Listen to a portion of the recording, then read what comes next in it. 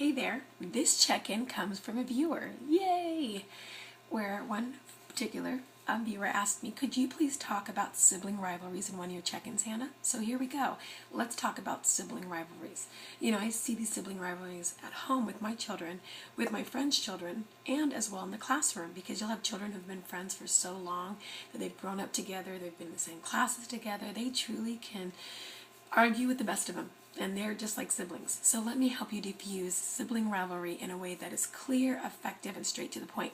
I want you to go to the hardware store and pick up large rolls of VELCRO. You know, the stuff that in the shoes that keep the shoes together for young children? Buy rolls and rolls of VELCRO. Put them on your wall, right? Cover your wall in VELCRO. Maybe even your ceiling, and your other wall. Completely covered in VELCRO. Then get a suit for your child that's covered in VELCRO. And whenever your kids start fighting, put them on the walls. That's right. Pick them up. Stick them to the wall. The other child, stick them to the other wall. Then they'll just stand there and go, wah! They'll stop fighting. It's great. Problem solved. And look, it only took a minute. Please tell me you know I'm kidding and that I'm joking. Oh God, please tell me you know I'm just kidding. No VELCRO walls. Don't do it. But that's the point. I'm kidding and I'm joking.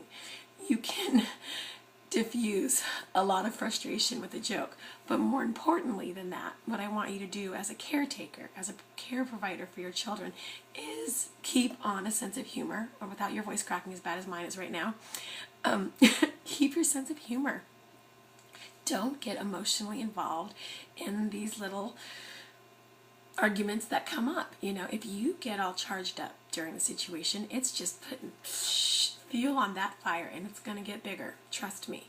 But you can diffuse it. That's right. You can actually put the fire out. You can be the baking soda. You can be the extinguisher, and you can help put them out.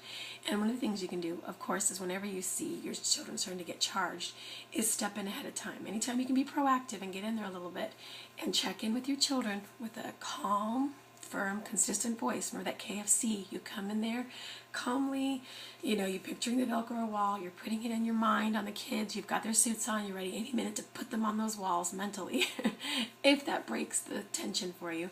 But you're checking in with your kids, you're being kind, you're being firm, you're being consistent, and you're letting them know, I care enough about you that I'm not going to let you treat each other in a way that's hurtful.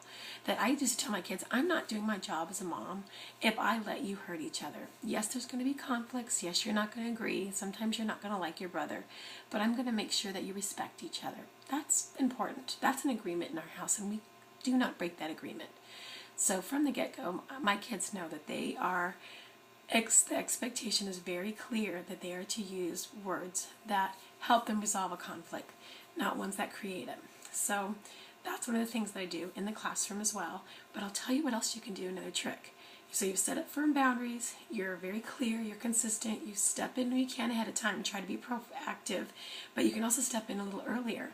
And what you can do is set up particular scenarios where you are setting your children up for success, to where they're not competing with each other. Of course, there's going to be some healthy competition out there in the world, but there'll be enough of that. You're actually helping them be cooperative with each other and work together and figure out when they could, you know, when they need each other, or when they can do something kind for each other.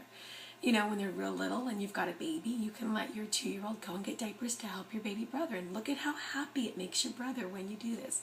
It's so important to sportscast, or talk about and give information on, look at how happy you've made this person when you do this for them. And I do that in my preschool class. I'll never forget. There was one little boy, and he really wanted to keep a treasure all to himself that he had found, these little gemstones and rocks that we're using in the class. And I saw the children looking very longingly at him, and I said, you know, you're really happy to have all those, and I notice everyone around you is feeling kind of sad. I wonder what you can do about that. And checking in, he says, well, I can give some. And he shared, and I watched these other children's faces light up. I'm all, look what you just did. You just gave a smile and put it right on your friend's face. Did you know you can do that? You know, really setting them up to feel like, wow, it's important that others around me feel good. Because if everybody's feeling good, there's a lot less likely to be that little sibling rivalry. When everybody feels valued and everybody feels important, it does minimize those sibling rivalries. You know, they're not trying to compete for attention or compete for toys. You know, you can help them figure out how to problem solve a way to share with an item. And that can get exhausting, I know, but stick with it, because if you're firm and consistent and you make it very clear that this is important, that we do get along and we are a community, it will diffuse a lot of these sibling rivalries. And then make sure you're paying into their emotional cups and you're allowing each party to pay in, where say you get the stickers and you have something that's special to them, a special book, and you get it out and say, hey, I want to read this with you because I was noticing that you like reading this book, and why don't you help pick out a book that you think your brother would like to read, because we can read it with him after. And they pick out a book, and then as you sit down and read and say, your brother thought you might like this book. Is this a book you like? Yeah, this is a book I like. You were right. Your brother likes this book. Look at how much it made him smile. Great, let's read these books together. If they're a little bit older, maybe it's a video game if that's something that you're into. Maybe it's helping pick a dinner. Hey, I've got a surprise. Let's make a dinner we know your brother likes. What do you think? And you go to brother and go, hey, let's pick a dessert I know your brother would like. What do you think?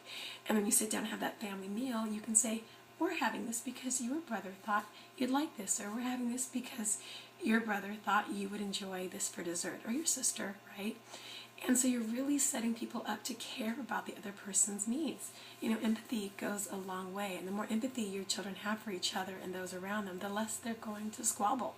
So there you go. It's a 6-minute check-in, a little bit long, but I hope that helps out a little bit, that you just don't take it too personal. It's not about you. Try to keep a smile on your face in between. Take care of yourself, because that's how you can take care of other people.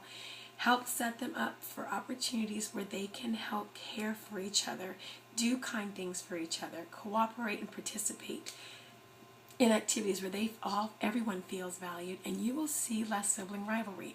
I have a lot less sibling rivalry in my classroom, and I really have minimal sibling rivalry. I have squabbling, but very minimal sibling rivalry. Okay, take care now, and good luck with that. Let me know how it goes. Bye.